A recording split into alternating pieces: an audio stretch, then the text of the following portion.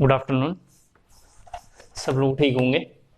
जल्दी से ऑनलाइन आ जाइए, जरा हम लोग शुरू करते हैं। ये मॉर्निंग बैच के लिए था टॉपिक, सेम टॉपिक है। आप लोग भी मॉर्निंग बैच में आ जाते तो ज़्यादा अच्छा रहता। पता नहीं, कुछ बच्चों को कहना है कि मॉर्निंग बैच में एडजस्ट नहीं हो पा रहे हैं।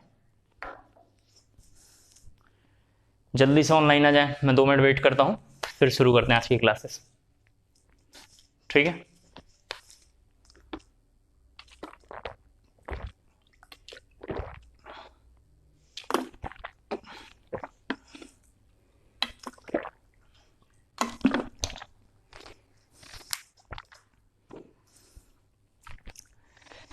जल्दी से ऑनलाइन आ जाइए।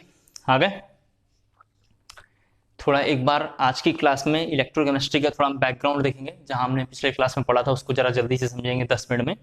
और कमिंग आज हमारी 2 क्लास है, आप जानते हैं आज अपनी कितने साथ हैं, 2 क्लासेस हैं। तो कंटिन्यू हम 2 क्लासेस में स्पीड को थोड़ा आगे कर लेंगे। ठीक है? जरा यहाँ देखें सभी बच्चे, जब हमने ये चैप्टर स्टार्ट किया जिसका नाम इलेक्ट्रोकेमिस्ट्री है, मैंने आपसे बताया ये चैप्टर हमारे पास 3 पार्ट में है।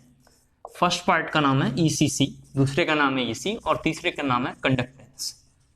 जरा एक बार देखें, हमने अभी केवल ये पार्ट स्टार्ट किया है, हमने केवल अभी ये स्टार्ट पार्ट किया है और इसमें भी एक लेक्चर किया है। आज की क्लास में थोड़ा हम इसमें काफ़ी कर लेंगे, कंटेंट बेसिक तो कर ही लेंगे, उसके बाद थोड़ा हम आगे इसी में कंटिन्यू बढ़ेंगे। अपने घर में एक इन्वर्टर होता है, आप जानते हैं अपने घर में क्या है, इन्वर्टर लगा हुआ है, हर घरों में है। जो लोग थोड़े से अच्छे पैसे वाले होते हैं उनके घरों में इन्वर्टर जनरेटर ऐसा रहता है। ठीक है? तो इन्वर्टर करता क्या है, जरा देखिए इन्वर्टर करता क्या है। इन्वर्टर यहाँ से इलेक्ट्रिकल एनर्जी को लेता रहता है, यहाँ से इलेक्ट्रिकल एनर्जी को लेके क्या करता है, केमिकल एनर्जी में कन्वर्ट होता रहता है। हमारे घर में इन्वर्टर क्या करता है, बाहर से इलेक्ट्रिकल एनर्जी ले लेके अपने आप को केमिकल एनर्जी में कन्वर्ट करता रहता है। जैसे ही लाइट जाती है तुरंत लाइट वापस आ जाता है। इसका मतलब क्या करता है, वापस केमिकल एनर्जी से क्या करता है, इलेक्ट्रिकल एनर्जी की ओर सप्लाई करता है एनर्जी। यानी इन्वर्टर एक ऐसा प्रोसेस है जो इलेक्ट्रिकल एनर्जी से केमिकल एनर्जी, फिर केमिकल एनर्जी से इलेक्ट्रिकल एनर्जी की ओर एनर्जी सप्लाई करता है। इसका मतलब इधर वाले प्रोसेस का नाम ईसी है जिसका नाम इलेक्ट्रोलाइटिक सेल है, और इधर वाले प्रोसेस का नाम है ईसीसी जिसका नाम है इलेक्ट्रोकेमिकल सेल। तो मैं आपको समझाना ये चाहता हूं कि कोई भी सेल या इन्वर्टर, हम अभी इन्वर्टर के लिए डिस्कस कर रहे थे, इन्वर्टर ही जरा एग्जांपल ले लें। इन्वर्टर में दोनों फंक्शन हो रहा है, कौन सा, ईसीसी ईसी इलेक्ट्रोकेमिकल सेल और ईसी इलेक्ट्रोलाइटिक सेल। इसने पहले वाले में इलेक्ट्रोलाइटिक सेल में क्या हो रहा है, जरा देखिए, पहले इलेक्ट्रिकल एनर्जी को लिया, उसको केमिकल एनर्जी में कन्वर्ट कर रहा है। दूसरे में क्या हो रहा है, केमिकल एनर्जी को इलेक्ट्रिकल एनर्जी में ये कन्वर्ट कर रहा है। उम्मीद करता हूं आपको समझा पा रहा हूं मैं। इसका मतलब ये बात मुझे समझ में आ रहा है कि ये तीनों चैप्टर एक दूसरे से जुड़े हुए हैं। कहीं ऐसा ना समझे कि इसको अलग पढ़ना है, इसको अलग पढ़ना है, इसको अलग पढ़ना है, ये तीनों जुड़े हुए हैं। लेकिन अभी हम एज अ फर्स्ट टाइम हम पढ़ रहे हैं इलेक्ट्रोकेमिस्ट्री, ड्रॉपर का भी तो बैच ही नहीं है, ये पहली बार 12th पढ़ रहा है, तो एकदम बेसिक से इसको करेंगे। एक बार बेसिक चीज करेंगे, एक बार इसको करेंगे। क्लियर हो पा रहा हो? तो अभी हम ईसीसी को जरा एक बार दोबारा देखते हैं। पिछले क्लास में हमने जरा देखा था, ईसीसी का नाम मैंने आपसे बताया था गैल्वेनिक, डायनियल, ये सब एक ही नाम है। ठीक है? तो हम लोग पहला एक सेल बना लेते ईसीसी। इसका कंस्ट्रक्शन एक बार हम जरा दोबारा देखेंगे। तो यहां सभी बच्चे स्क्रीन पे देखें, एक बार कंडक्ट, इसका मतलब पूरा प्रोसेस एक बार देख लो, फिर समझ जाओगे आप लोग। जैसा रॉड वैसा ही सॉल्यूशन, जैसा रॉड वैसा ही सॉल्यूशन। ये बल्ब लगा हुआ है, यहां देखें आप। इसके बाद मैंने आपसे बोला था कि इस वाले कंटेनर में, इसमें कंटेनर में Zn2+ का कंसंट्रेशन जो है सल्फेट के बराबर है।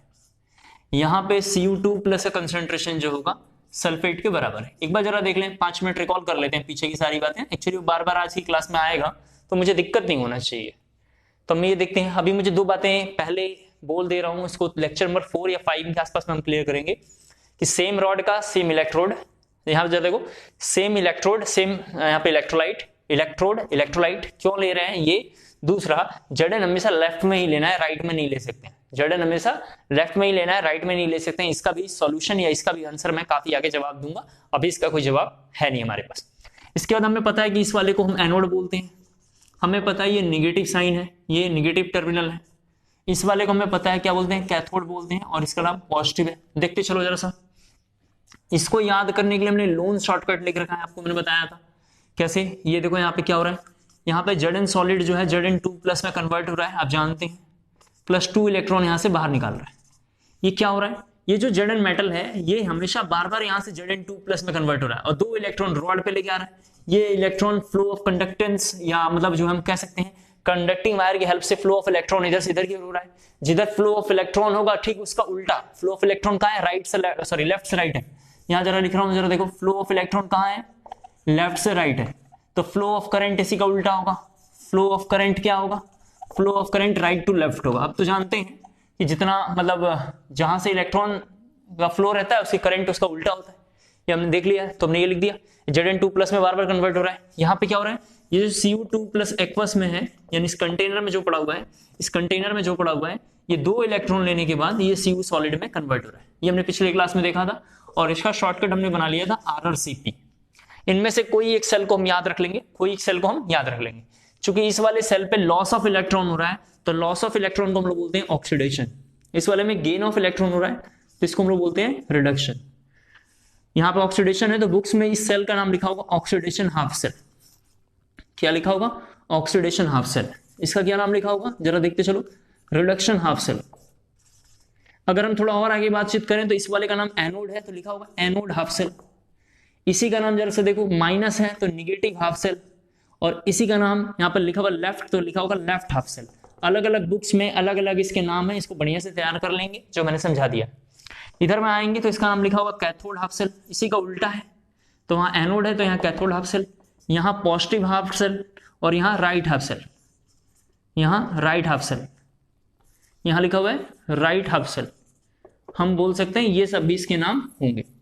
अगर इसके बारे में थोड़ा और हमने पिछले क्लास में बोला है तो वेट ऑफ Zn रॉड जो होगा वो डिक्रीज करेगा। Zn का रॉड क्या हो रहा है, मेल्ट हो रहा है। और यहाँ पे अगर मैं बात करूं वेट ऑफ Cu रॉड के बारे में तो ये इंक्रीज कर रहा है। यहां तक हमने पिछले क्लास में डिस्कस कर लिया है। अब थोड़ा यहाँ बैकग्राउंड थोड़ा देख लो, थोड़ा फिर हम आगे पढ़ाएंगे। सेल हमारे पास 2 तरीके का था, सेल या बैटरी एक ही बात है, ये जो अच्छा लगे लिख लो। ये मैं पढ़ाऊंगा लेकिन थोड़ा भी इससे लिंक है इसलिए बता रहा हूँ। सेल या बैटरी 2 टाइप का है। सेल का फर्स्ट पार्ट का नाम होता है प्राइमरी सेल। क्या होता है, प्राइमरी सेल। दूसरे वाले पार्ट का नाम है सेकेंडरी सेल। थोड़ा देखते चलो फिर हम इधर आ जाएंगे वापस। प्राइमरी सेल उसे बोलते हैं जो रिचार्ज ना हो, एक ऐसा सेल जो रिचार्ज ना हो। Non rechargeable cell are known as primary cell. For example Nippo cell, for example Nippo, Eveready आप जानते हैं, या डूरा सेल आप जानते हैं। क्या नाम है, डूरा सेल, एवररेडी एटसेट्रा लिख देता हूं। सेकेंडरी सेल वो सेल है, they are rechargeable, rechargeable cell है, या हम इनकी जगह पे बोल सकते हैं कोई भी रिचार्जेबल सेल जो आपको अच्छा लगता हो, रिचार्जेबल सेल, इसका नाम है रिचार्जेबल सेल। क्लियर हो गया होगा। अब थोड़ा यहाँ पे देखो, बाजार से एक सेल हम खरीद के लाएंगे निप्पो का, या डूरा सेल का हमने खरीद के लेकर आएंगे सेल। ये इलेक्ट्रोड है, देखें आप, इस तरीके से सेल होगा। यहाँ पे देखते चलो, सेल इस तरीके से ही होगा। सेल के इस पार्ट पे टॉप पोजीशन पे पॉजिटिव लिखा होगा और यहाँ पे निगेटिव लिखा हुआ होगा। सेल के टॉप पोजीशन पे यहाँ पे ही लिख देता हूँ, निगेटिव पॉजिटिव लिखा होगा, यहाँ निगेटिव लिखा होगा। और सेल का जो एनर्जी है 1.5 वोल्ट है। कितनी एनर्जी है, 1.5 वोल्ट है। जब हम बाजार से कोई सेल खरीद के लाते हैं तो ऐसा ही रहता है, उस पर 1.5 वोल्ट लिखा होगा। अगर हम सेल यहाँ पे अगर मानने की कोशिश करें तो ऊपर वाले को प्लस और नीचे वाले को माइनस लिखा होगा और इस तरीके का सेल होगा। जब हम सेल बाजार से खरीद के लाते हैं तो थोड़ा ध्यान सुनना है, उसमें 1.5 मतलब कुछ लिखा रहता है जिसका नाम EMF वगैरह है, लेकिन अभी हम मान लेंगे एनर्जी वगैरह वहां पे लिखा रहता है। धीरे धीरे हम देखते हैं सेल काम करना धीरे धीरे स्लो हो जाता है। जैसे घड़ी में लगाया तो घड़ी काम करना धीरे धीरे बंद कर देता है, सेल काम करना धीरे धीरे बंद कर देता है। तो हम मानते हैं कि सेल ने अपना फंक्शन बंद कर दिया है, या हम बोलते हैं सेल डेड हो गया, सेल को फेंक दो, नया सेल लेकर आओ। एक ही ऑप्शन है, यही बात है। कई लोग ऐसे रहते हैं कुरफाती, थोड़े मतलब थोड़े बदतमीज, थोड़े बदमाश, थोड़े बेहुदा टाइप के लोग रहते हैं। वो लोग क्या करते हैं, सेल को खुरच खुरच के उसमें से जबरदस्ती जो है मतलब सेल को चलाने की कोशिश करते हैं। कई लोग हिलाते हैं, ठोकते हैं, उसको बजाते हैं और उसको सेल को चलाने की कोशिश करते हैं। बेसिकली वो सेल को इस तरीके से ये इसलिए करना चाहते हैं, वो बताना ये चाहते हैं कि सेल दोबारा रिस्टार्ट हो जाए। ये मैक्सिमम लोग जो पढ़े लिखे लोग हैं वो लोग भी यही काम करते हैं, आप जानते हैं, ठोक बजा के उसको किसी तरीके से उसमें से एनर्जी निकालते हैं। तो कई बार उसके अंदर जो काइनेटिक एनर्जी स्टोर रहती है वो फिर से फंक्शन यानी फिर से काम करना शुरू कर देती है, और फिर से सेल थोड़ी देर के लिए, आधे घंटे के लिए, 2 घंटे के लिए, 1 दिन के लिए, 2 दिन के लिए फिर से सेल काम करना स्टार्ट कर देता है। लेकिन कुछ देर बाद फिर से सेल क्या करता है, डेड कर जाता है। सेल क्या करता है, फिर से डेड कर जाता है। या सेल रिचार्जेबल नहीं है तो एक बार हमने इसका यूज किया, खत्म हो गया, फिर हमें दूसरा सेल लाना पड़ेगा। अब मैं आपको जो समझाना चाह रहा हूँ थोड़ा ध्यान सुने। इस सेल में क्या हो रहा है, सेल कभी डेड होता ही नहीं है। हम ऐसा बोलते हैं कि सेल डेड कर गया, सेल की एनर्जी खत्म हुई, नया सेल लेकर आओ, 10 रुपए फिर से 5 रुपए देते हैं। लेकिन मैं आपको बताऊं इलेक्ट्रोकेमिस्ट्री में जब हम पढ़ेंगे तो हमें यही सब सीखना है। सेल कभी डेड होता नहीं है। सेल में होता क्या है, जरा मैं आपको बताना चाह रहा हूं कि सेल के कंसंट्रेशन, जैसे मान लेते हैं यहाँ पे दोनों का कंसंट्रेशन शुरू में बराबर है, देख लें आप, फिर धीरे धीरे धीरे धीरे एक टाइम ऐसा आएगा, या इस टाइम पे अगर आप नहीं अभी समझ पा रहे तो यहाँ जरा देखिए, ये मैं समझाऊंगा। अब यहाँ देखिए, सेल में मान लेते हैं कि एक बार शुरू में 1.5 EMF है, जरा देख लो आप, 1.5 जो रहता है उसको ई बोलते हैं, ई नॉट बोलते हैं। जरा प्लीज यहाँ देखो, ये 1.5 को ई नॉट पढ़ते हैं। ई नॉट कुछ होगा, मैं आपको डिटेल में पढ़ाऊंगा, अभी कुछ होता होगा, ई नॉट होता होगा। ये ई नॉट की वैल्यू धीरे धीरे कम होने लगती है, ये ई नॉट की वैल्यू कम होने लगती है, और जैसे ही ये ई के बराबर आती है, या मान लेते हैं कि जैसे ही एनोड की वैल्यू कैथोड के बराबर आता है, सेल में इक्विलिब्रियम आ जाता है। सेल में क्या आ जाता है? इक्विलिब्रियम आ जाता है, और हम बोलते हैं सेल काम करना बंद कर दिया। तो बेसिकली जो बैटरी या जो सेल हमारे पास काम करना बंद कर देता है, वो सेल डेड नहीं है, वो सेल जो है इक्विलिब्रियम अटेंड कर लेता है। इक्विलिब्रियम कैसे अटेंड करेगा मैं यहां बताऊंगा आपको। वो सेल इक्विलिब्रियम अटेंड कर लेता है, यानी उसका जो शुरू में इनिशियल कंसंट्रेशन था वो धीरे धीरे धीरे धीरे कम होता है, वो नीचे की ओर आता है, और एक टाइम ऐसा आता है कि सिस्टम जो है इक्विलिब्रियम अटेंड कर लेता है। जैसे ही इक्विलिब्रियम अटेंड करेगा तो इक्विलिब्रियम का फिनोमेना है रेट ऑफ, मतलब जो हम बोल रहे हैं ऐसे बोल रहे हैं, या हम rate of forward equal to rate of backward बोल रहे हैं, या रिएक्टेंट का कंसंट्रेशन या प्रोडक्ट का कंसंट्रेशन दोनों कैसा हो जाएगा? बराबर हो जाएगा, और सेल काम करना बंद कर देगा। ये हम बोलेंगे ना रिएक्शन अब आगे जा रही है ना पीछे आ पा रही है। उम्मीद करता हूँ ये सेल वगैरह मैं आपको समझा पाया। अब थोड़ा इधर जरा आते हैं, जरा आज की क्लास बहुत इंपॉर्टेंट है, ये रफ कर लेता हूँ, ठीक है? जरा सा जो हमें समझना है थोड़ा वो हम समझेंगे, बहुत इंपॉर्टेंट है, ध्यान से देखना है आपको, काफी इंपॉर्टेंट है सब कुछ। आज सेकंड लेक्चर तो बैकबोन है इस चैप्टर का, ठीक है? यहां तक जरा एक बार समझ में आ गया हो तो जल्दी से जरा सभी बच्चे यस मैसेज जरा ड्रॉप कर लें, तब तक मैं इंक फिल वगैरह कर लेता हूं, फिर हम लोग शुरू करेंगे। यहां तक जरा समझ में आ गया हो तो जल्दी से यस मैसेज जरा ड्रॉप करेंगे, ठीक है?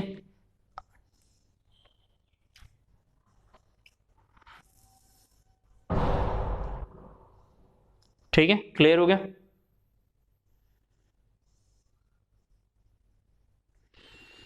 एक बार जरा रुक जाएं 1 मिनट के लिए, बस हम शुरू करते हैं इसके बाद।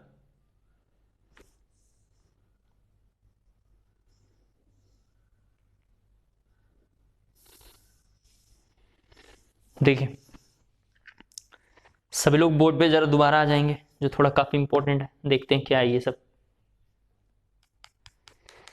देखें कोई भी ईसीसी, जिसके बारे में थोड़ा हम बात करने वाले हैं, कोई भी ईसीसी जो यहाँ पे लिखा हुआ है ईसीसी, ये ईसीसी क्या करता है? कुछ देर काम करता है, कुछ देर ईसीसी क्या करता है? काम करता है। मतलब आप ये समझ लें कि 5-10 मिनट बाद कोई भी ईसीसी 5-10 मिनट तक काम करता है, फिर 5-10 मिनट के बाद ईसीसी काम करना बंद कर देता है। ईसीसी क्या है? ईसीसी का डेफिनेशन ये है कि chemical energy convert into chemical energy के बाद electrical energy, chemical energy convert into electrical energy. ये जो बल्ब है जल जाएगा, इलेक्ट्रिकल एनर्जी ही हो रहा है। तो ईसीसी कोई भी हम पढ़ेंगे हार्डली 5 to 10 मिनट लेटर्स काम करना बंद कर देता है। जब काम करना बंद कर देता है तो उसके बाद हम क्या करते हैं? सॉल्ट ब्रिज लगाते हैं। तो जरा सॉल्ट ब्रिज को जरा समझ लो यहाँ पे पहले, फिर हम पूरी बात एक जगह समझाएंगे। सॉल्ट ब्रिज जरा से देखिए क्या है, यहाँ पे लिखा हुआ है, बहुत इंपॉर्टेंट है आज की क्लास, ठीक है? सॉल्ट ब्रिज यहाँ लिखा पड़ा हुआ है। सॉल्ट ब्रिज के बारे में जरा यहाँ देखिए क्या लिखा हुआ है। सॉल्ट ब्रिज एक ऐसा कोई डिवाइस है यू टाइप का, तो इसको हम बोलेंगे इन्वर्टेड यू। तो इसको हम थोड़ा ऐसे लिख लेंगे, जरा देखिए आप, इन्वर्टेड यू टाइप का कोई डिवाइस है हमारे पास, इन्वर्टेड यू टाइप की ट्यूब है बेसिकली, डिवाइस मतलब ये है। इसके अंदर हम क्या करते हैं? इसका नाम है सॉल्ट ब्रिज। इसके अंदर हम क्या करते हैं? एक अगर हम जेल भर देते हैं, एक हम भर देते हैं अगर जेल। दूसरा इसके अंदर एक ऐसा इलेक्ट्रोलाइट जैसे KNO3 KCl, एक ऐसा इलेक्ट्रोलाइट हम इसके अंदर फिल कर देते हैं, एक ऐसा इलेक्ट्रोलाइट इसके अंदर हम फिल कर देते हैं जो इलेक्ट्रोलाइट इधर के इलेक्ट्रोड या इधर के इलेक्ट्रोलाइट से रिएक्शन ना करे। इसके अंदर कौन सा इलेक्ट्रोलाइट लेना है? एक ऐसा इलेक्ट्रोलाइट लेना है जो इधर के इलेक्ट्रोड या इधर के इलेक्ट्रोलाइट से रिएक्शन ना करे। पहले सॉल्ट ब्रिज क्यों लेते हैं? सॉल्ट ब्रिज ईसीसी को फंक्शन में लाने के लिए, काम करने के लिए हम यूज करते हैं, क्योंकि 10 मिनट बाद ये सेल डेड कर जाता है, काम करना बंद कर देता है, 5-10 मिनट भी काम नहीं करता है। मैं आपको प्राइमरी सेल में भी एग्जांपल दिखाऊंगा, आप टेंशन ना लें, पहले यहाँ देखें। तो हम एक सॉल्ट ब्रिज लेते हैं, इसी टाइप का यू टाइप है, इन्वर्टेड यू। इसके अंदर हम अगर जेल और KNO3 या कोई एक ऐसा इलेक्ट्रोलाइट लेंगे जो इसके रॉड, इसके इलेक्ट्रोड या इलेक्ट्रोलाइट या रॉड या इलेक्ट्रोलाइट से रिएक्ट ना करता हो, इसको लाएंगे और यहाँ रख देंगे। जैसे रखेंगे तो जरा मैं इधर समझा रहा हूँ इस बात को, यहाँ देखिए सभी बच्चे थोड़ा यहाँ देखेंगे, ये हमने यहाँ रख दिया, आपको अच्छे से दिख रहा होगा, यहाँ पर रख दिया, और ये हमने एक थोड़ा सा सर्कल बनाया है। ये क्या ये होता है? थोड़ा सा इसमें होल होता है और इसमें कुछ पैकेट टाइप का हम लगा देते हैं। ये बेसिकली क्या करता है, ये फ्लो ऑफ आयन के लिए। ये क्या है कि इधर से आयन इधर की ओर निकलेंगे और इधर से आयन इधर की ओर निकलेंगे। तो हमने इस तरीके से ले लिया है। ये जो इलेक्ट्रोलाइट लेते हैं, ये जो इलेक्ट्रोलाइट लेते हैं, ये सेमी लिक्विड में लेते हैं। कैसे लेते हैं? सेमी लिक्विड में लेते हैं। अगर मोल्टेन में होगा तब तो मतलब आयन ही फ्लो नहीं करेगा, तो सेमी लिक्विड में हम लेते हैं। तो हमने यहाँ पे ये क्या लगाया, आपको समझ में आ गया? एक तरीके का मेम्ब्रेन टाइप का है जो वहां से आयन को पास करता होगा। क्लियर हो गया? ये सॉल्ट ब्रिज है। सॉल्ट ब्रिज का काम बस एक ही है कि इस फंक्शन को शुरू करना। सॉल्ट ब्रिज क्यों काम करेगा मैं बताऊंगा अभी, पहले थोड़ा सा देख लो। तो सॉल्ट ब्रिज के अंदर हमने क्या ले लिया, एक ले लिया अगर अगर जल, प्लस इसके अंदर हमने ले लिया KNO3 या ले लिया हमने KCl। KNO3 और हमने क्या ले लिया, KCl ले लिया। सॉल्ट ब्रिज क्या करेगा, सॉल्ट ब्रिज खुद देखेगा कि किधर में केटायन की कमी है, तो उधर में केटायन, और किधर में एनायन की कमी है उधर भेजेगा एनायन। जैसे इधर में, इधर साइड में एनायन आ रहा है, तो जानते हैं रॉड पे क्या होना आ रहा है, 2 इलेक्ट्रॉन आ रहा है, तो इधर जो है मूव एनायन कर देगा, और इधर क्या करेगा, मूव जो है केटायन कर देगा। एक बार मैं इस पूरी बात को समझाता हूं, जरा इसको देखिए, इसको रफ कर रहा हूं, ये आपने कहीं कॉपी में लिख लिया होगा साइड में, थोड़ा काफी इंपॉर्टेंट था ये। अब जरा एक बार मैं समझाता हूं आपको पूरी बात, तो आपको क्लियर होगा। देखिए यहाँ पे बिना सॉल्ट ब्रिज का जरा पहले समझ लो। सॉल्ट ब्रिज के बगैर ये सेल पहले स्टार्ट हुआ, ये यहां पे जरा देख लें, ये सेल ने काम करना शुरू करा, छोटा सा बना रहा हूं, और सेल में जेडन का रॉड धीरे धीरे घिसना शुरू हो गया। ये जेडन का रॉड क्या होगा, मेल्ट होगा, यहां से घिसेगा, और यहां से दो मतलब Zn2+ में बनेगा, और दो इलेक्ट्रॉन रॉड पे आएगा।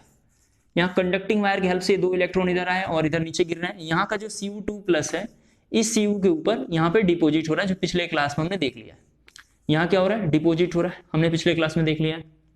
धीरे धीरे Zn का रॉड घिसने लगेगा। एक टाइम ऐसा आएगा कि सेल का जो सोल्यूशन है वो नीचे रह जाएगा, यानी जो यहाँ पे इलेक्ट्रोलाइट है नीचे रह जाएगा और इलेक्ट्रोड ऊपर रह जाएगा, तो दोनों में संपर्क टूट जाएगा। आप समझ पा रहे हैं, दोनों में रिएक्शन ही नहीं होगी अब आगे।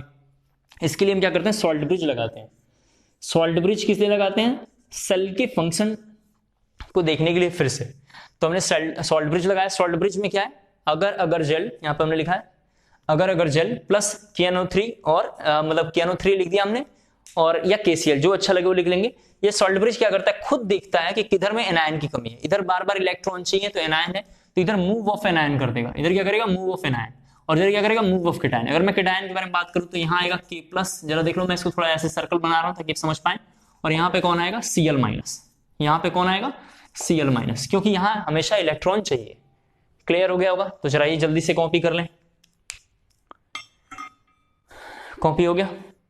अब थोड़ा लिखने का कार्यक्रम है, सुन लें आप जरा क्या क्या लिखना है। सबसे पहले सेल के इस पार्ट पे केवल ऑक्सीडेशन हो रहा है और इस पार्ट पे केवल रिडक्शन हो रहा है। तो इंडिविजुअली एक में ऑक्सीडेशन और एक में रिडक्शन हो रहा है। दोनों सेल को जब पास लाएंगे यानी कंप्लीट सर्किट करेंगे, तो दोनों कंटेनर को ऐड करने का उसका नाम होता है रेडॉक्स कपल। क्या होता है, रेडॉक्स कपल। तो थोड़ा इसके बारे में हम लिखेंगे। जैसे हम लिखेंगे पहला heading indirect redox reaction. First लिखेंगे इनडायरेक्ट रेडॉक्स रिएक्शन, उसमें लिखेंगे oxidation and reduction take place, oxidation and reduction take place in a separate container, in a separate container, in a separate container. Second heading लिखेंगे salt bridge and its function, salt bridge and its function and importance, salt bridge its function and importance, salt bridge its function and importance। इसमें लिखना है आपको salt bridge is inverted U shape, salt bridge is inverted U shape tube, inverted U shape tube which contain, is inverted U shape tube which contain as inert electrolyte. Salt bridge is a inverted U shape tube which contain an inert electrolyte. Inert, inert का मतलब जो किसी के साथ react ना करता हो, inert electrolyte. Bracket में लिखेंगे KCl KNO3, KCl KNO3 NH4Cl, KCl KNO3 NH4Cl etcetera, KCl KNO3 NH4Cl etcetera. मैंने आपको यही बात समझाया था कि इसमें ऐसा इलेक्ट्रोलाइट लेना है जो इसके रॉड से या इसके इलेक्ट्रोलाइट से, इलेक्ट्रोड या इलेक्ट्रोलाइट से रिएक्ट ना करता हो। NH4Cl एटसेट्रा इन अगर अगर पाउडर, इन अगर अगर पाउडर, इन अगर अगर पाउडर। ब्रैकेट में लिखेंगे ब्रैकेट में लिखेंगे in semi liquid state, in semi liquid state, in semi liquid state, bracket close करके लिखेंगे, ब्रैकेट क्लोज करके लिखेंगे, so that ion can move easily, so that ion can move easily, so that ion can move easily. Next heading लिखेंगे function of salt bridge, next हमारी heading है function of salt bridge, ये लिखेंगे function of salt bridge में लिखना है आपको, it complete the circuit, दोनों को ऐड कर रहा है तो it complete the circuit by maintaining the electron, bye maintaining the electron, bye maintaining the electron. Second point लिखेंगे, सेकंड पॉइंट लिखेंगे इट मेंटेन, सेकंड पॉइंट लिखेंगे इट मेंटेन, सेकंड पॉइंट लिखना है it maintain the electrical neutrality of solution,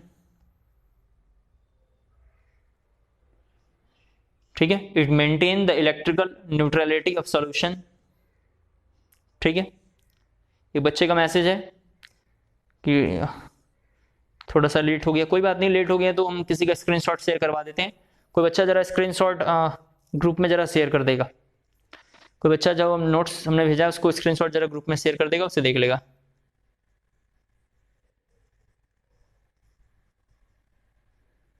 ठीक है। Third point लिखेंगे it minimise, third point लिखेंगे it minimise, it minimise the liquid junction potential, it minimise the liquid junction potential, the liquid junction potential, the liquid junction potential,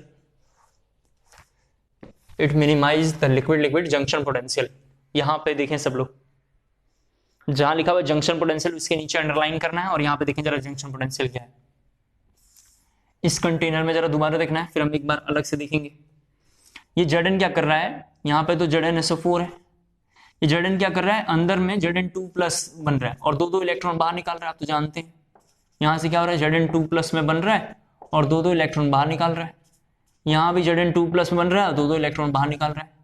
शुरू में container में, ध्यान सुनना है, शुरू में कंटेनर में जो Zn2+ का कंसेंट्रेशन था वही सल्फेट का कंसेंट्रेशन था, वही कैसा था, सल्फेट का कंसेंट्रेशन था। लेकिन धीरे धीरे क्या होगा, Zn2+ का कंसेंट्रेशन बढ़ता चला जाएगा। शुरू में दोनों न्यूट्रल हैं, दोनों बराबर हैं, लेकिन इसका कंसेंट्रेशन बढ़ेगा।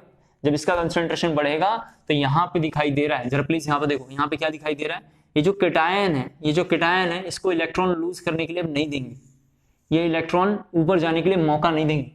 ये क्या करेंगे, इलेक्ट्रॉन ऊपर जाने का मौका नहीं देंगे, यानी सेल इधर से काम करना बंद कर देगा, सेल इधर से काम करना बंद कर देगा। सिमिलर अगर मैं कॉपर वाले साइड भी आऊं, कॉपर वाले साइड भी अगर मैं आऊं तो जरा देखो, इसी फिगर में मैं लिख रहा हूं, आपको लिखना नहीं है, नहीं तो फिगर खराब हो जाएगा।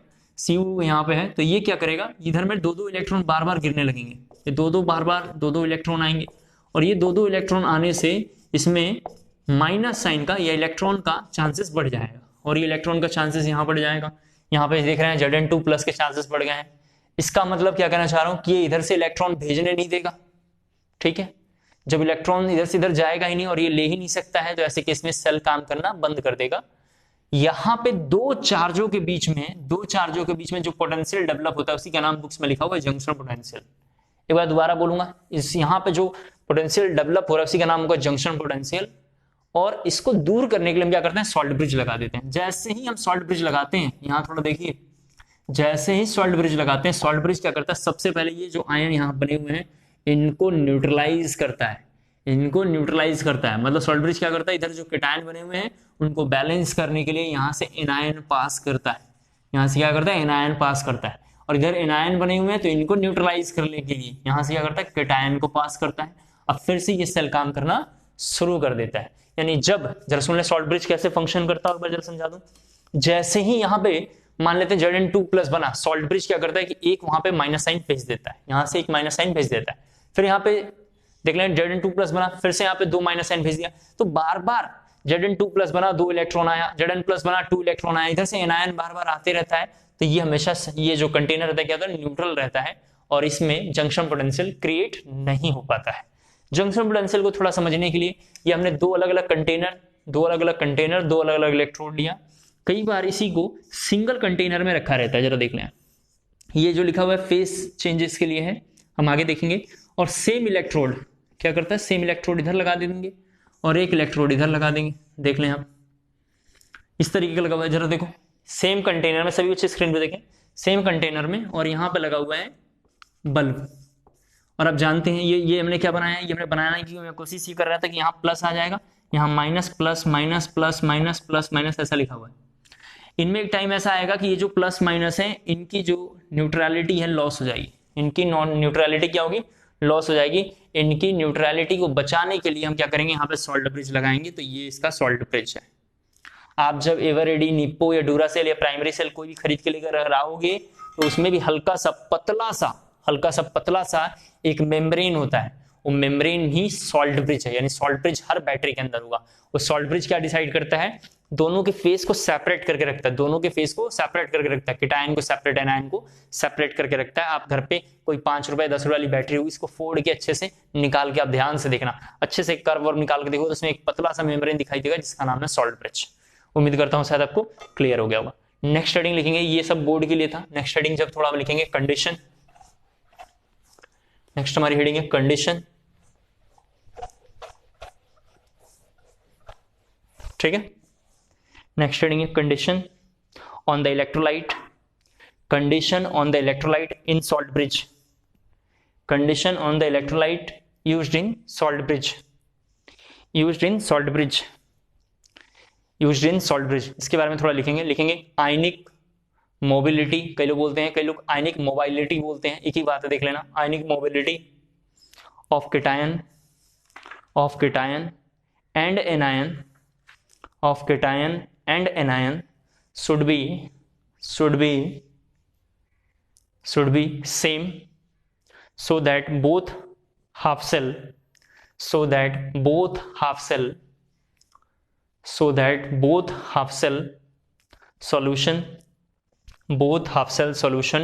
neutralize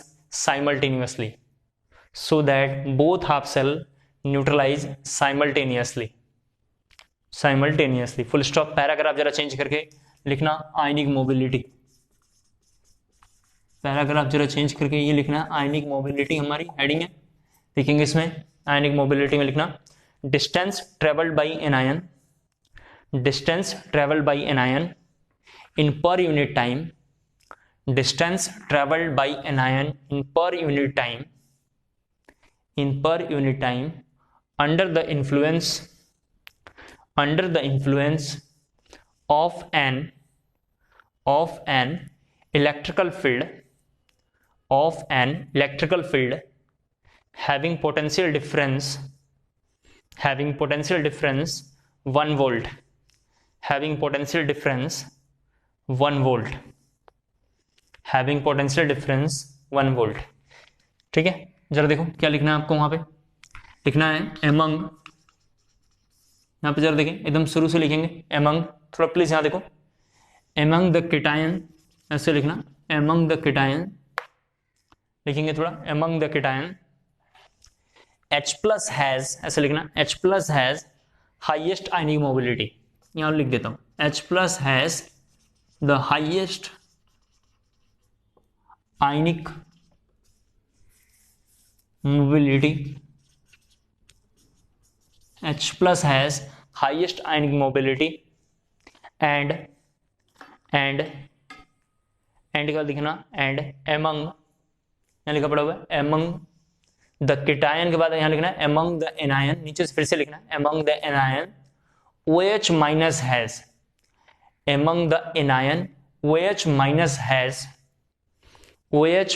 has the highest ionic mobility, ठीक है। फर्स्ट पॉइंट था हमारा आयनिक मोबिलिटी। सेकंड पॉइंट लिखेंगे ions of the electrolyte, second point लिखेंगे ions of the electrolyte of salt bridge, ions of the electrolyte of salt bridge, ions of the electrolyte of salt bridge should not react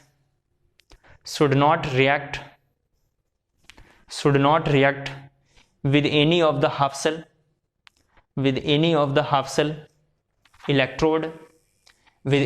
the half cell electrode or electrolyte, half cell electrode और electrolyte.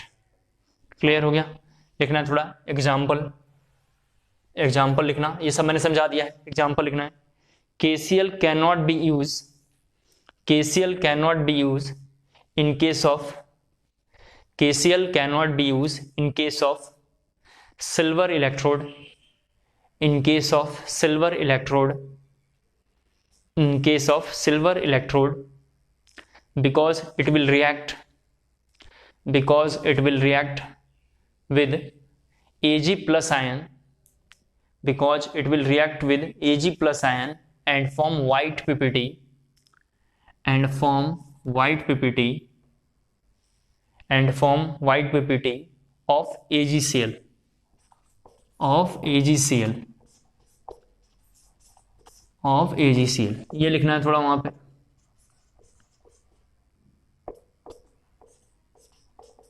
ये लिखना, जल्दी से जरा copy कर लेंगे इसे।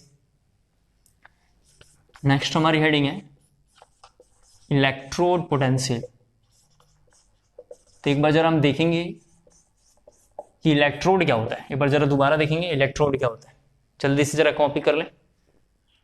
हो गया। एक बार जरा इलेक्ट्रोड के बारे में देखो जरा सा, एक बार देख लो, समझ जाओ। इस कंटेनर में ये जो ऊपर बना हुआ था, अब मैं केवल ये बल्ब है और कंडक्टिंग वायर है, यहाँ एक सॉल्यूशन था, जैसे यहाँ ZnSO4, यहाँ Cu, यहाँ CuSO4 है, इसको बोलते हैं इलेक्ट्रोलाइट और इसको बोलते हैं इलेक्ट्रोड। इसका मतलब मैं समझाना चाह रहा हूं, इसका मतलब मैं समझाना चाह रहा हूं कि इसमें इलेक्ट्रोड ही है, इलेक्ट्रोलाइट ही है। ये दोनों इलेक्ट्रोड है और ये दोनों इलेक्ट्रोलाइट है। अब इलेक्ट्रोड के बारे में जरा से देख लीजिए। इलेक्ट्रोड दो तरीके का हमारे पास है अभी फिलहाल।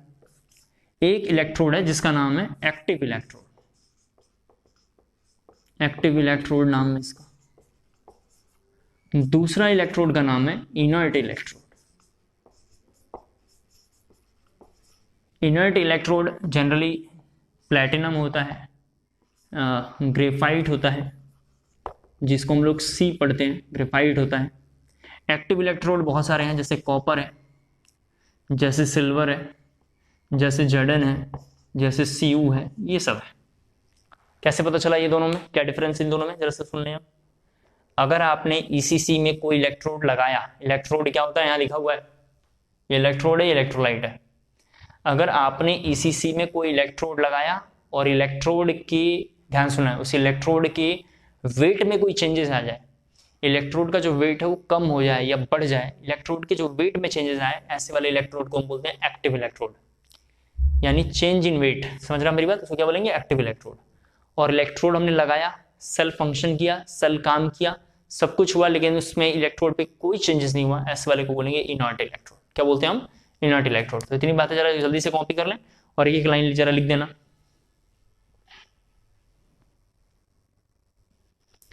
यहाँ पे एक्टिव इलेक्ट्रोड क्या लिख देना, change in electrode, change in weight, change in weight, change in weight, bracket में लिखना डिक्रीज और इंक्रीज, चेंज ऑफ वेट, ठीक है, चेंज ऑफ वेट, ब्रैकेट में लिखना डिक्रीज और इंक्रीज, ब्रैकेट क्लोज कर लिखना, of electrode is known as active electrode. और इधर साइड में क्या लिख देना, mass of electrode as it is constant, इधर में लिख देना mass of electrode as it is constant. हो गया। अब इसको हम पढ़ने वाले हैं, ठीक है।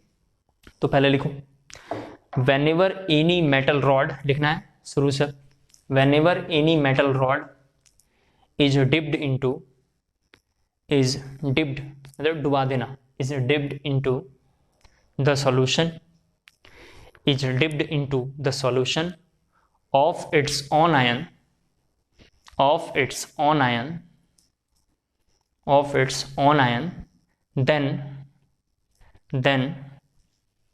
depending upon the magnitude, then depending upon the magnitude of two opposite tendencies, then depending upon the magnitude of two opposite tendencies, then depending upon the magnitude of two opposite tendencies, of two opposite tendencies, that is पहले का नाम है solution pressure, जिसको हम लोग बोला करेंगे SP, and second है ऑस्मोटिक प्रेशर, जिसका नाम लिखेंगे ओपी। देन दैट इज लिखा हम लोगों ने solution pressure and osmotic pressure. एक बार पूरी बातें रिपीट कर देता हूँ, फिर जरा मैं आपको पढ़ाऊंगा आगे। whenever any metal rod is dipped into a solution of its own ion, then depending upon the magnitude of two opposite tendencies, first यहाँ लिखा हुआ है सॉल्यूशन प्रेशर, सेकंड लिखा हुआ है ऑस्मोटिक प्रेशर, फिर लिखना three possibilities may occurs,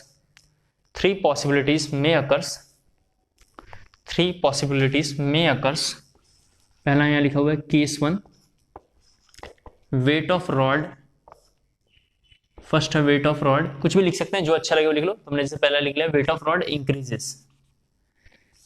दूसरा ले लेते हैं वेट ऑफ रॉड डिक्रीजेस, और केस थर्ड लिख लेते हैं weight of rod constant, weight of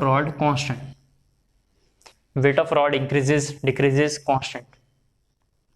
ठीक है, थोड़ा ये एसपी के बारे में लिखना, एसपी क्या होता है इसको भी जरा लिख लेते हैं। एसपी यहाँ पर लिखा हुआ है सॉल्यूशन प्रेशर, इसमें लिखेंगे टेंडेंसी ऑफ मेटल, मैं ये बताता हूँ तीनों, पहले वहां लिखेंगे एसपी के बारे में।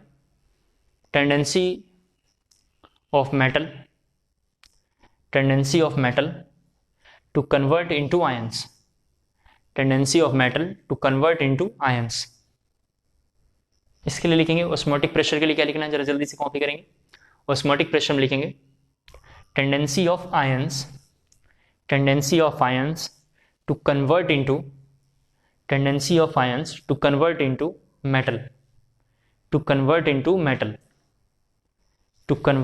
मेटल। क्लियर हो गया? ओके, केस 1 लिखेंगे। जरा इनको हम समझना चाहते हैं तो हमें लिखना है अब नई हेडिंग, इसमें लिखेंगे केस 1। केस 1 में जरा देखो ऐसे लिखना पहले, when SP is greater than OP, लिखेंगे इसमें लिखना है इन दिस केस, ये एक बार दोबारा मैं बोलूंगा आपको क्लियर हो जाएगा, आप चिंता ना करें। लिखेंगे in this case metal has tendency to convert into ions, so weight of Zadan rod decreases, and this type of electrode is known as anode,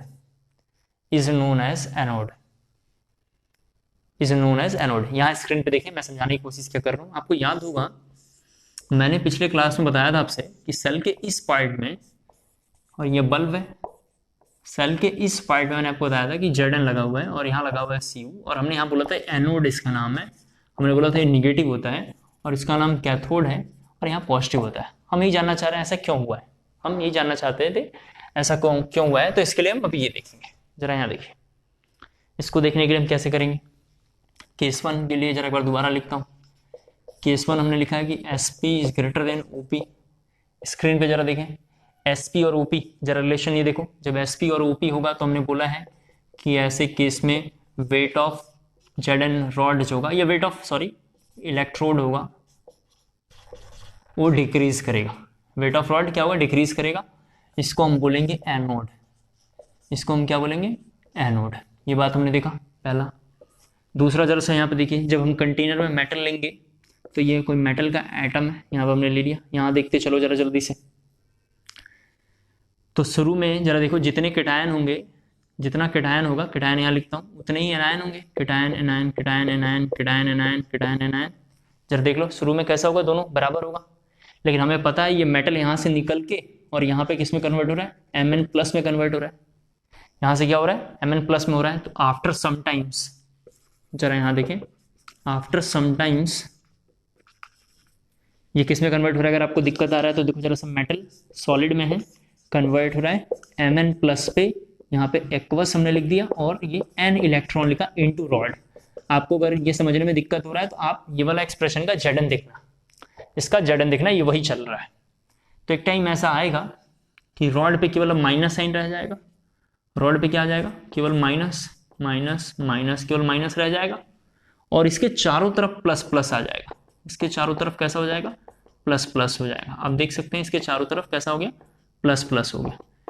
तो हमें एक बात ये समझ में आ रही है, इसके चारों तरफ कैसा हो जाएगा, प्लस साइन हो गया। क्लियर हो गया, देख लो पहले जरा सा। इस वाले सेल के पार्ट का नाम होगा एनोड हाफ सेल, क्योंकि हम सेल के हाफ पार्ट को कंसिडर कर रहे हैं। जरा 2-3 लाइनें सुन लो पहले। एक हमने रॉड लिया और इसके अंदर हमने सॉल्यूशन में डिप किया, ये मेटल है कोई, ये मेटल Mn प्लस में कन्वर्ट हो रहा है। प्लस में कन्वर्ट होने मतलब रॉड पे इलेक्ट्रोड, इलेक्ट्रोड पे क्या करेगा, माइनस साइन को रखेगा, इलेक्ट्रॉन कहाँ रखेगा, रॉड पे रखेगा। तो इनटू रॉड हमने लिख दिया। आफ्टर सम टाइम्स ये इसमें कन्वर्ट हो रहा है। क्लियर हो गया। यानी ये जो माइनस साइन यहाँ पे लिखा हुआ था, ये जो माइनस साइन आया था, ये रॉड पे में जो माइनस उसके लिए लिखा हुआ है। तो एनोड के ऊपर कौन सा आएगा साइन, निगेटिव साइन आएगा। एनोड पे कौन सा साइन आएगा, निगेटिव साइन आएगा। इसको जरा जल्दी से कॉपी करना है आपको, इसको जरा जल्दी से कॉपी कर लेंगे।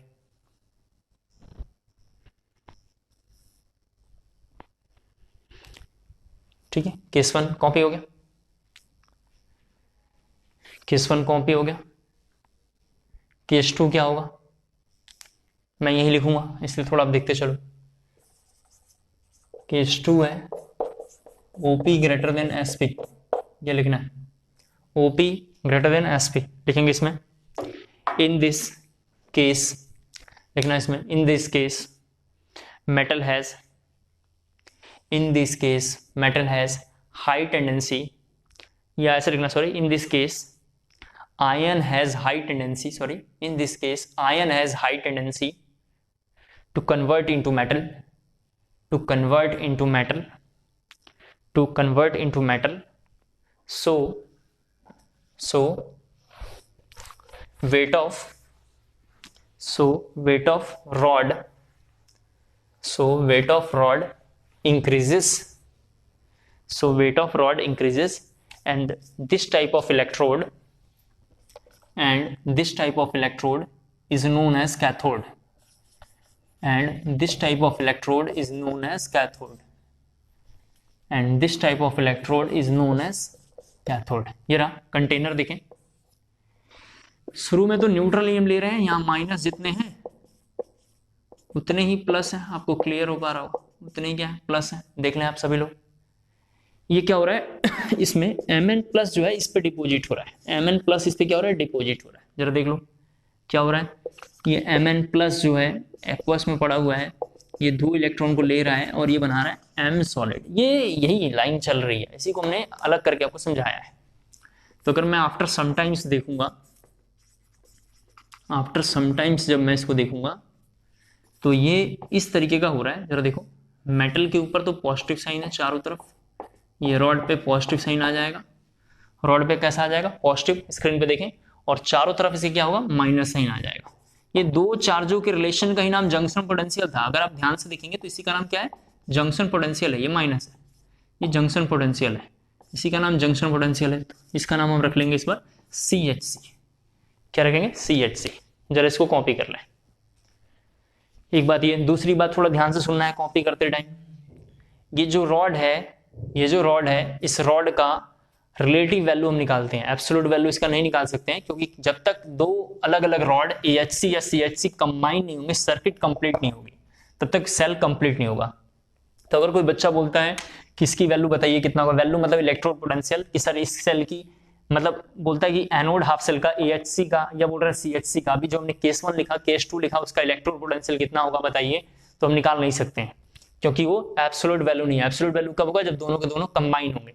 जैसे ही कंबाइन होंगे तो कंप्लीट एक सर्किट बन जाएगा। एक बात ये। दूसरी बात, अगर आप फिर भी जबरदस्ती बोल रहे हो कि नहीं नहीं निकाल के दिखाइए CHC की वैल्यू, तो CHC हम निकाल सकते हैं। इसके लिए क्या करेंगे, एक रिलेटिव इलेक्ट्रोड वैल्यू निकालेंगे।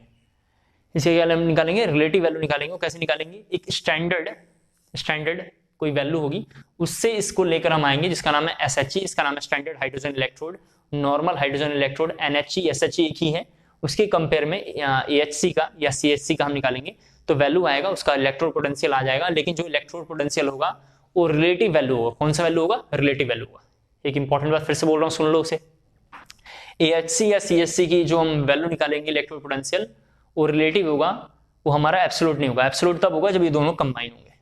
ठीक है, केस 1 केस 2 हमने देख लिया, केस 3 लिखेंगे when OP equal to SP,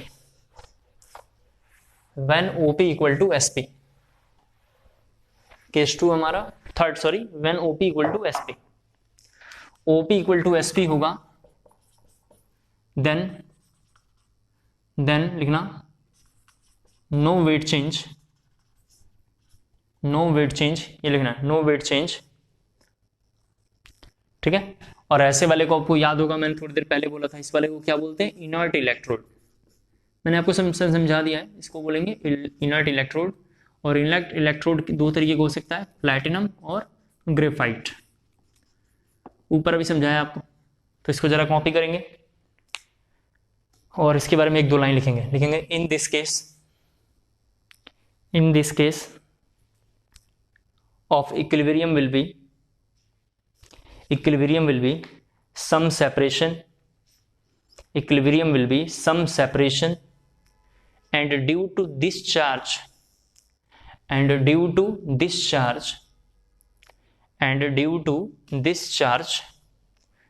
repetition of potential difference is developed, a potential difference is developed, which are known as electrode potential, and it is due to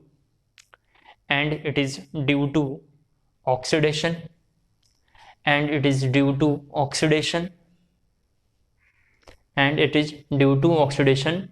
it is known as oxidation potential,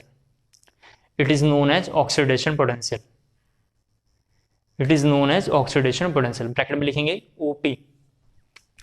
लिखेंगे OP, मैं सब बताता हूं, पहले आप लिख लें। And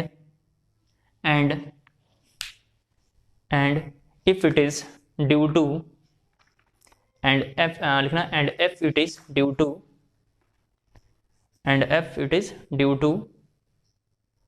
reduction,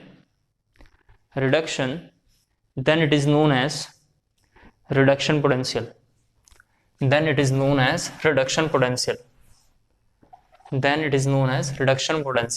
यहाँ पे देखो जरा सही क्या है, यहाँ पे समझ जाओगे आप। आपको मैंने समझाया है कि सेल के इस पार्ट पे क्या हो रहा है, ये जो Zn है Zn2+ में कन्वर्ट हो रहा है, और सेल के इस पार्ट पे क्या हो रहा है, Cu जो है Cu में कन्वर्ट हो रहा है। ये 2 इलेक्ट्रॉन लिखा होगा, हमने लिखा नहीं था, मतलब हमारे काम का नहीं है। तो इस पूरे फंक्शन में ये दिखाई दे रहा है, जरा प्लीज यहाँ देखो, पूरे फंक्शन में दिखाई दे रहा है कि जो मेटल है वो Mn+ में कन्वर्ट हो रहा है, या आप लिखना चाहते हो तो लिख सकते हैं ऐसा, जो Zn है Zn2+ में कन्वर्ट हो रहा है। क्या हो रहा है?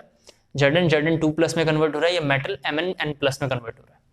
इसमें क्या दिखाई दे रहा है, जो Cu2+ है वो Cu में कन्वर्ट हो रहा है, या जो मेटल पे Mn+ है वो मेटल कन्वर्ट हो रहा है। क्लियर हो पा रहा होगा? तो अगर किसी बच्चे ने इस तरीके से लिख दिया, जरा देखो Mn+, तो बुक्स में इसको लिखा होगा EOP क्या है? Oxidation potential. ऑक्सीडेशन पोटेंशियल में मेटल को आगे रखना है, N+ को पीछे रखना है। और अगर मैं इधर के बारे में जरा अगर मैं बात करूंगा, तो इसको बुक्स में लिखा होगा ER, मतलब इसको इस तरह लिखा होता है E, और यहाँ पे लिखेंगे मेटल N+/M लिखा हुआ है, जिसको हम लोग शॉर्ट फॉर्म में बोलते हैं इस तरीके का ERP। इसको क्या बोलते हैं हम? ERP। क्लियर हो गया? जरा जल्दी से इन बातों को जरा कॉपी कर लें, फिर मैं थोड़ा आगे शुरू करता हूँ। इसको जरा जल्दी से कॉपी करना है आपको।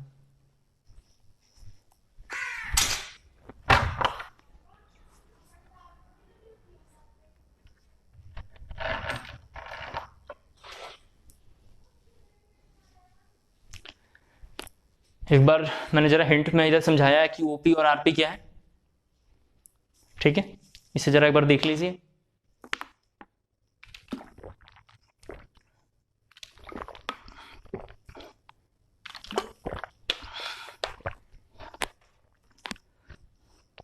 एक बार बोलता हूं मैं, ऐसे रिप्रेजेंटेशन जिसमें मेटल आगे हो और 2+ चार्ज या जो भी चार्ज हो, आप पीछे लिखा हो उसको बोलते हैं ओपी, और चार्ज आगे हो और इस तरह लिखा हो तो इसको बोलते हैं RP. ERP electrode reduction potential, electrode oxidation potential. Clear हो गया? तो हमारे पास 4 वर्ड बहुत इंपॉर्टेंट है। पहला कंस्ट्रक्शन ऑफ ईसीसी क्या होता है समझाया, बहुत इंपॉर्टेंट है और बढ़िया से एक बार प्रैक्टिस कर लेना चाहिए। हमने तो बहुत अच्छे से समझाया लेकिन एक बार देख लेना आप। दूसरा कंस्ट्रक्शन ऑफ ईसीसी के बाद दूसरा हमने देखा था सॉल्ट ब्रिज, उसके फंक्शन, इसका इंपॉर्टेंस बहुत इंपॉर्टेंट है बोर्ड के लिए, हर साल क्वेश्चन आया हुआ है। तीसरा जंक्शन पोटेंशियल बहुत इंपॉर्टेंट है, और चौथा इलेक्ट्रोड पोटेंशियल। इलेक्ट्रोड पोटेंशियल अब 2 तरीके का है, एक ईओपी और एक ईआरपी। क्लियर हो गया होगा? अब थोड़ा हम लोग ईआरपी इलेक्ट्रोड्स को कौन कौन से डिफरेंट, मतलब इलेक्ट्रोड पोटेंशियल को कौन कौन से ऐसे होंगे जो फैक्टर्स इफेक्ट करते होंगे, जरा उसके बारे में बात करेंगे। इसको कौन कौन सा फैक्टर इफेक्ट करता होगा, जरा वो देखते हैं एक बार। तो लिखेंगे heading factor affecting electrode potential, factor affecting electrode potential, factor affecting electrode potential. तो इसमें पहला लिखेंगे nature of metal, nature of metal and it's ion, nature of metal and it's ion, nature of metal and it's ion. उसमें ये लिखना है example,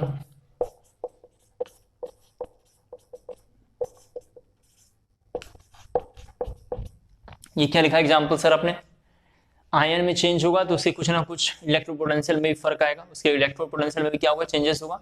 यहाँ पे देख लें, अगर इस तरीके से लिखा हुआ है तो इसको हम बोल रहे हैं ओपी, इसको क्या बोल रहे हैं हम? ओपी। चलो जैसे ये देखो यहाँ पे लिखा हुआ है तो इसको हम बोल सकते हैं ओपी है, लेकिन अगर सेम एक्सप्रेशन ऐसा लिखा होता तो आप समझ पा रहे हैं ये क्या होता, आरपी होता। तो लिखने के पैटर्न में भी थोड़ा सा चेंजेस होगा जिसको हम देखेंगे। ये ओपी है, देख लो एक्सप्रेशन यहाँ पे ऐसा दिखाई देगा, और आरपी में जाके देखिए ऐसा दिखाई देगा। क्लियर हो पा रहा होगा? सेकंड लिखेंगे कंसंट्रेशन ऑफ सॉल्यूशन या कंसंट्रेशन ऑफ आयन लिखना है। Second concentration of ion, second आपको लिखना है कंसंट्रेशन ऑफ आयन, ब्रैकेट में लिखना है प्रेशर, ऐसे लिखना sorry, pressure in case of gas, in case of gas. हम दोनों टॉपिक साथ कर लेंगे, कंसंट्रेशन और प्रेशर साथ कर लेंगे, ठीक है? कंसंट्रेशन ऑफ आयन और pressure in case of gas, और लास्ट लिखना है temperature of the experiment, last लिखना है temperature of the experiment, last लिखना है टेम्परेचर ऑफ द एक्सपेरिमेंट। अगर यहां तक पूरी बात समझ में आ गया हो तो जल्दी से जरा यस मैसेज ड्रॉप करेंगे फास्टली। यहां तक पूरी बात समझ में आ गया हो तो जरा जल्दी से यस मैसेज ड्रॉप करेंगे। मैं ये 2-3 जो फैक्टर्स लिखे हैं मैं एक एक करके डिफाइन करूंगा, आप देख लेना। यहां तक जरा समझ में आया हो तो जरा यस मैसेज जल्दी से ड्रॉप करें।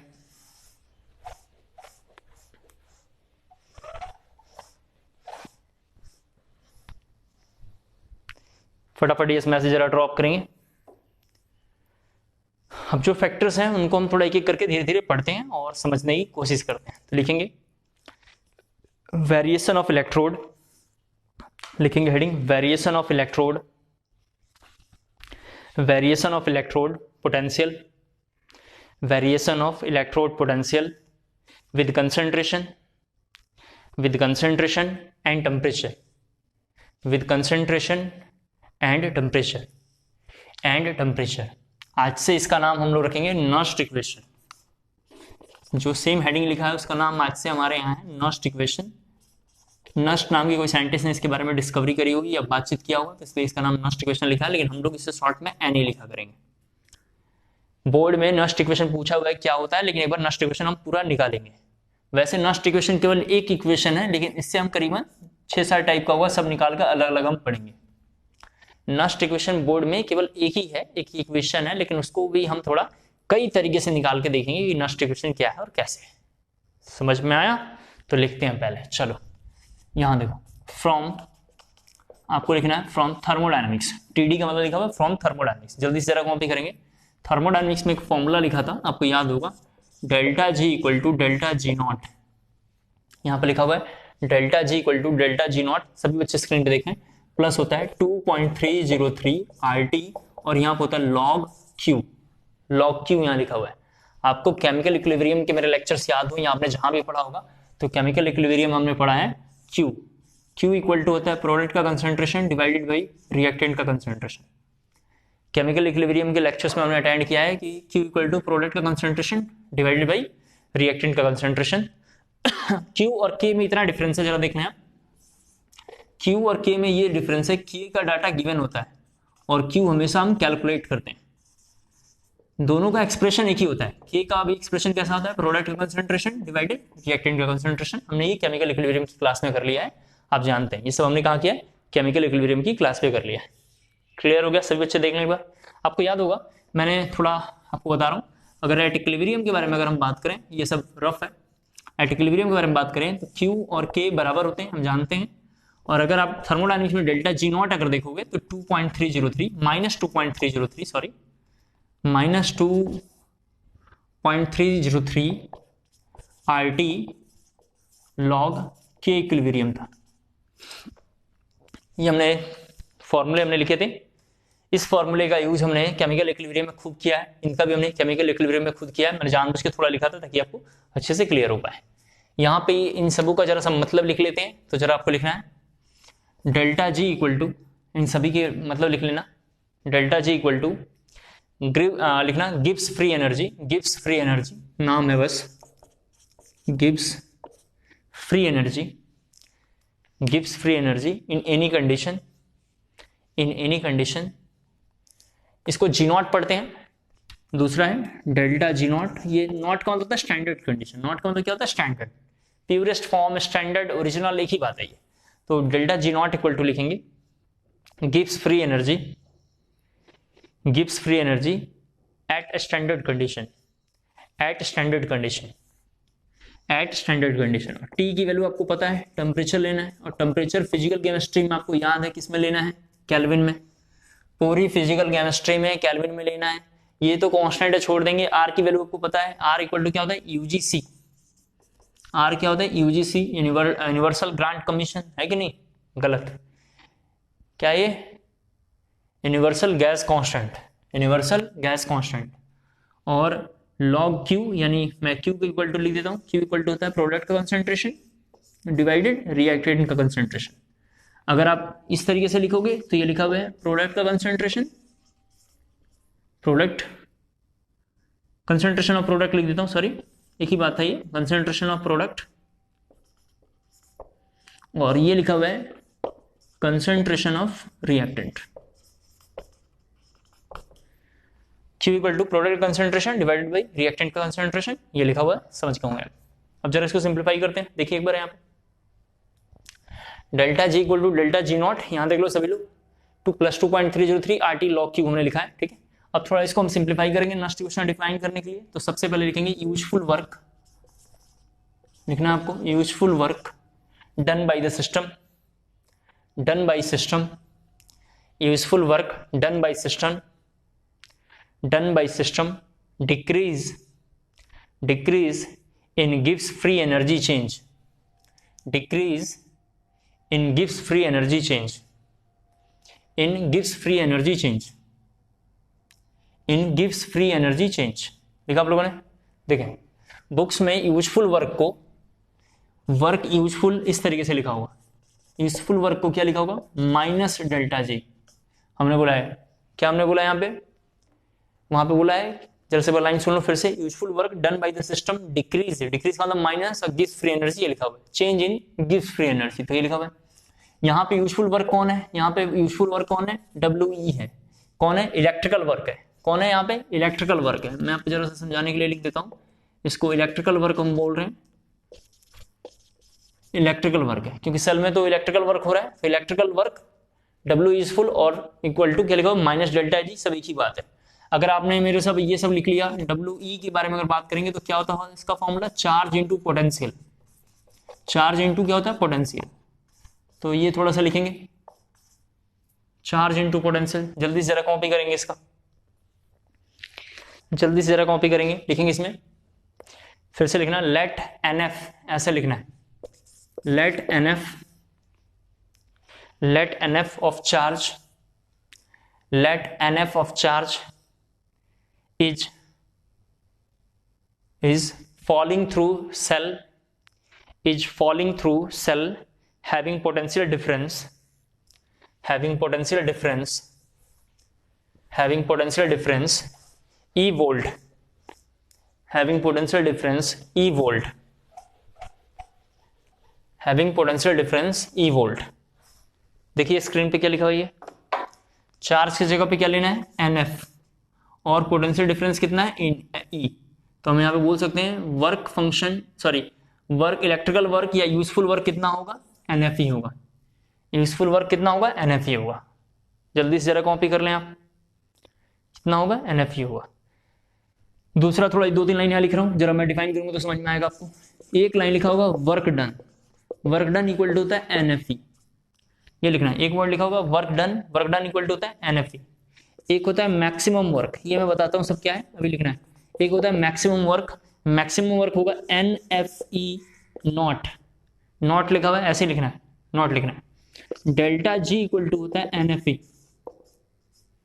डेल्टा जी इक्वल टू क्या लिखा हुआ है NFE, और delta G naught equal to NFE naught, delta G equal to NFE not.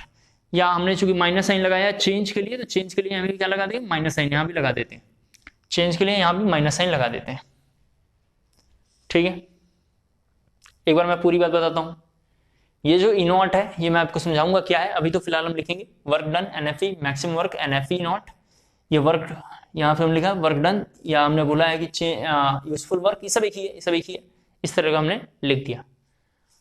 इस पूरी लाइन को, ये पूरा जो लाइन यहाँ पे हमने लिखा है इसको इस फॉर्मूले में रख देंगे, तो डेल्टा जी की जगह पे माइनस NFE हो जाएगा।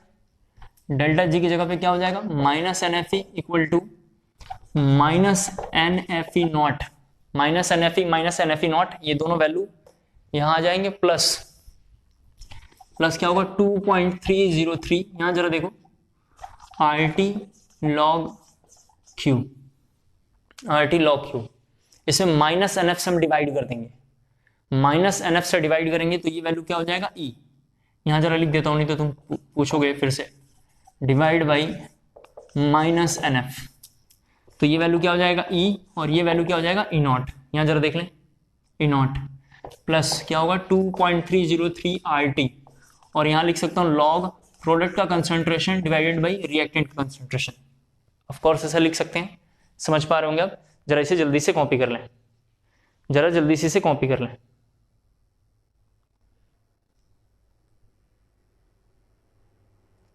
ठीक है, कहीं गलती हो रही है, एक बच्चे ने मैसेज किया सर गलत हो रहा है कहीं पे, अच्छा यहाँ गलत हो गया, यहाँ पे गलत हो गया, सॉरी। माइनस NF से यहाँ डिवाइड किया, माइनस NF से, और माइनस NF से यहाँ आया तो ये हो जाएगा नीचे में NF, नीचे में हो जाएगा NF, ये नीचे में आ जाएगा। हाँ ठीक है, अब तो ठीक है, ये आ जाएगा। अब जरा मेरी पूरी बात सुन लें थोड़ा, ये पहले कॉपी कर लें फिर जरा मैं बताता हूँ आपको।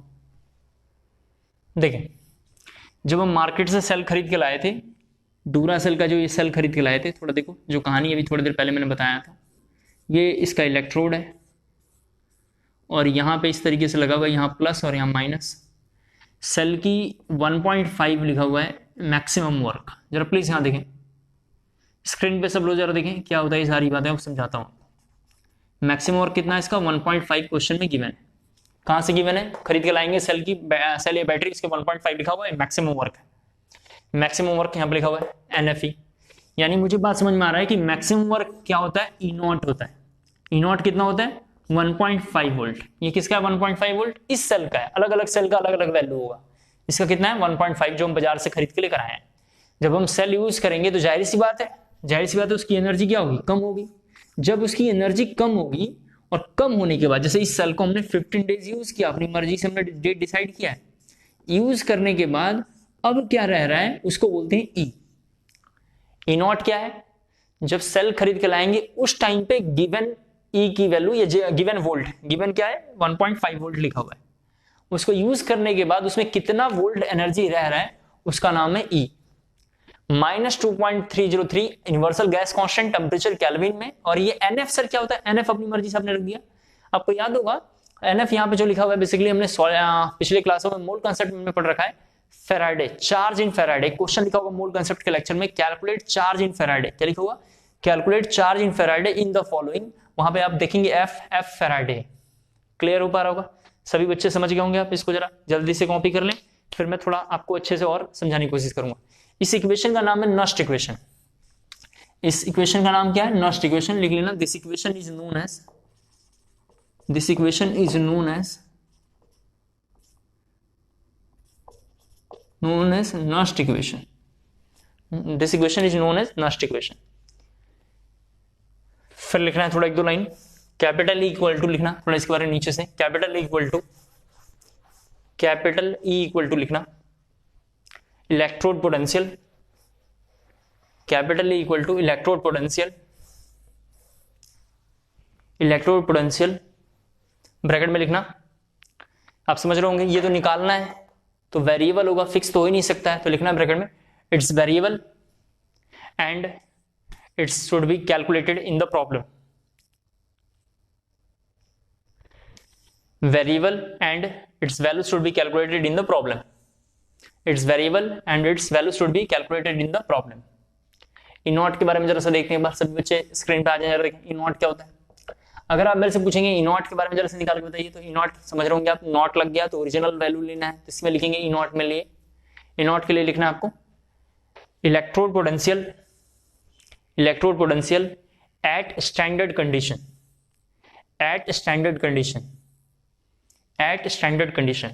ब्रैकेट में लिखेंगे SEP, ब्रैकेट में लिखना है SEP। SEP का नाम है स्टैंडर्ड इलेक्ट्रोड पोटेंशियल, SEP का नाम है स्टैंडर्ड इलेक्ट्रोड पोटेंशियल। मैं बताऊंगा ये क्या होता है, अभी तो फिलहाल कॉपी करेंगे।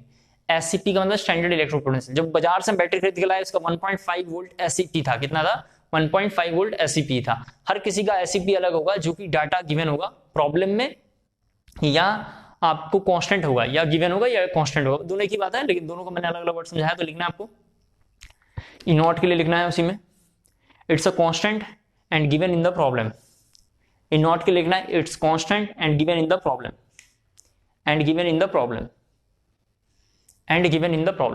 क्लियर हो गया? सभी बच्चों ने कॉपी कर लिया। थोड़ा एक बार यहाँ देखते हैं, इसको जरा और सॉल्व करते हैं। हमारे काम का तो ये फॉर्मूला है नहीं, बोर्ड के लिए अच्छा लग रहा है, सुनने में देखने में सब कुछ अच्छा लग रहा है, थोड़ा इसको सिंप्लीफाई करेंगे। एक बार जरा स्क्रीन पे सभी लोग देखें, हम ऐसा लिख सकते हैं, वी कैन राइट, जरा देखें इसको, ये जो 2.303 है यहाँ पे देखना स्क्रीन पे सब लोग, 2.303 RT/F है, इसको हमने बाहर निकाल लिया, n को छोड़ दिया, 2.303 RT/F ये जो हमने निकाल लिया। इसको थोड़ा सिंप्लीफाई करेंगे तो 2.303 रखेंगे, RT की जगह पे जरा देखो 8.314 रखेंगे, और टेम्परेचर की जगह पे 298 केल्विन लेंगे। मैं एक बार बताऊंगा टेम्परेचर में 298 केल्विन क्यों लिया है, टेम्परेचर की वैल्यू कितना लेना है 298 केल्विन, ये मैं बताऊंगा आपको क्यों हमने लिया है। अभी R की वैल्यू तो हमें पता है इतना होता है, और ये हमने ले लिया। ये जो F है, इस F की जगह पर कितना लिखेंगे 96500। आपको याद होगा हमने पिछले क्लास में पढ़ लिया है मूल कंसेप्ट में, और आपको समझ में नहीं आ रहा तो ये कॉपी के कहीं साइड में लिखना है। कैलकुलेट, जैसे क्वेश्चन था, calculate charge in Faraday, calculate 1 mole of charge लिख लेता हूं, इसी को थोड़ा इजी कर लेता हूं, कैलकुलेट 1 मोल ऑफ चार्ज। तो आप जानते हैं इलेक्ट्रॉन का चार्ज कितना होता है, -1.6 इंटू 10⁻⁻27। जरा एक बार स्क्रीन पे देखो सब लोग, 1.6 इंटू 10⁻⁻27 इंटू 6.023 इंटू 10⁻23, ये वैल्यू होता है 96500 कोलम। कितना होता है 96500 कोलम। और ये जो 96500 कोलम है, इसी को हम बोलते हैं 1 फैराडे। इसी को हम क्या बोलते हैं 1 फैराडे। फैराडे नाम के साइंटिस्ट ने इसकी बातचीत किया है। तो 96500 कोलम, तो हमने यहाँ पे लिख दिया 96500। जब इसको हम सिंप्लीफाई करेंगे तो ये वैल्यू कितना होता है, देखिए जरा सा, 0.059 ये वैल्यू होती है। कैसे आया छोड़ देंगे, इतनी वैल्यू आती होगी बस।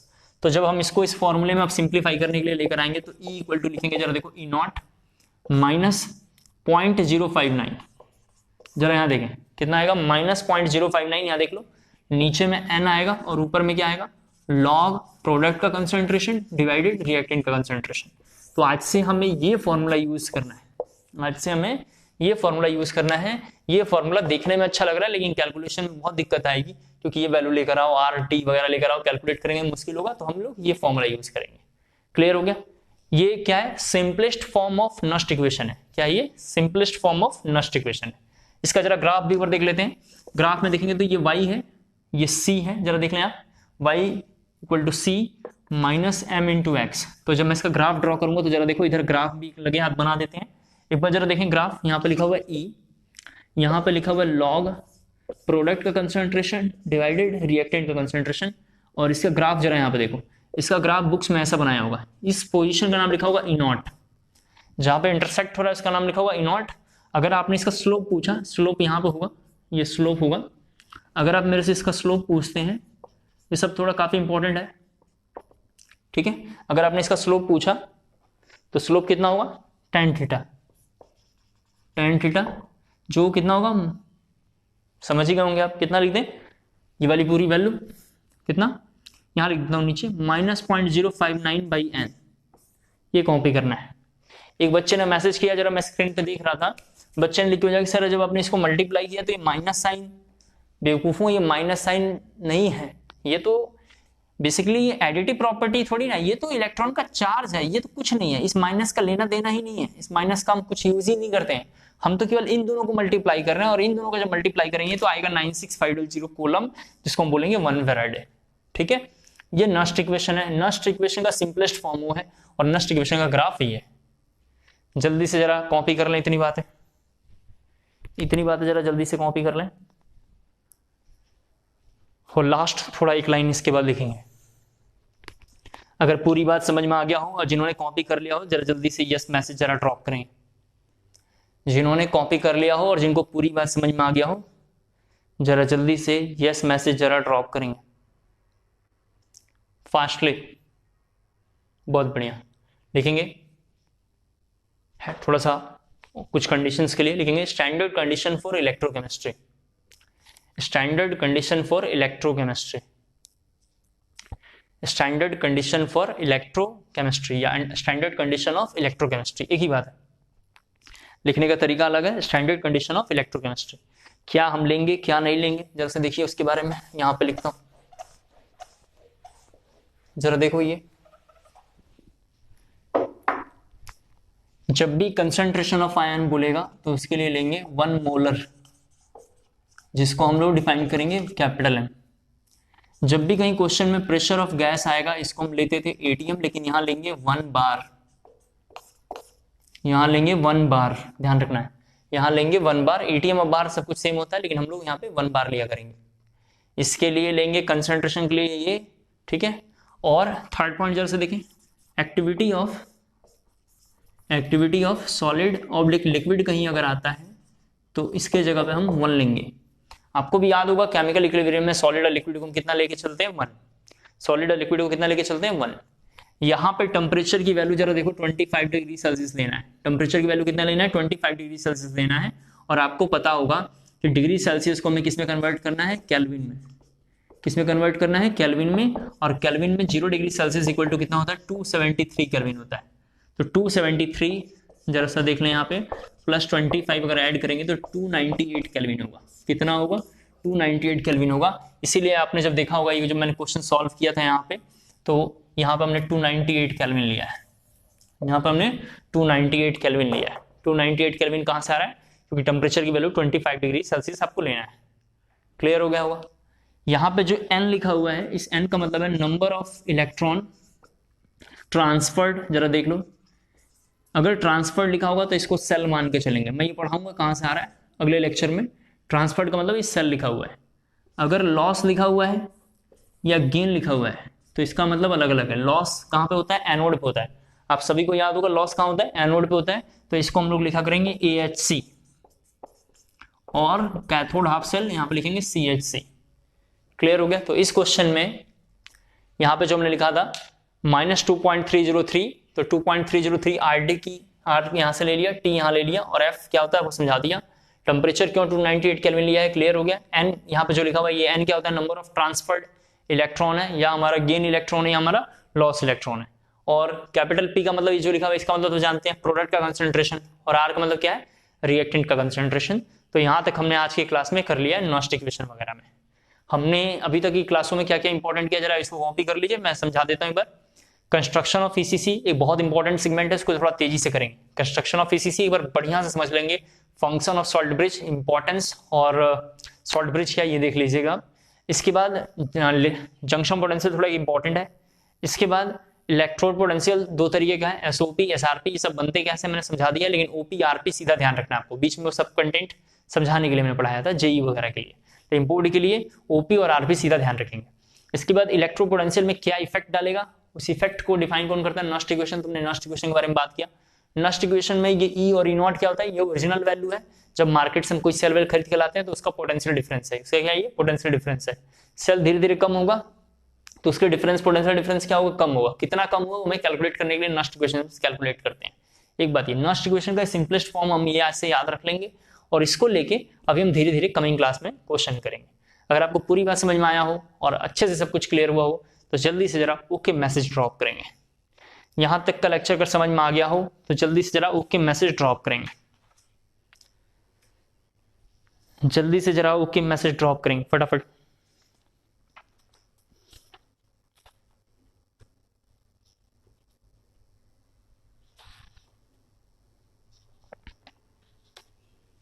ठीक है, तो आज के लिए इतना रहने देते हैं।